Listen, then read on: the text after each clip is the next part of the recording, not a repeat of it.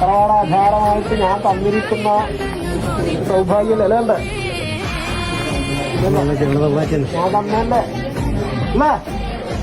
10 മാസം കൊണ്ട് പ്രസവിക്കുന്ന നേരത്ത് മാറത്തടിച്ച് കരഞ്ഞു വിളിച്ചിട്ടുണ്ട്.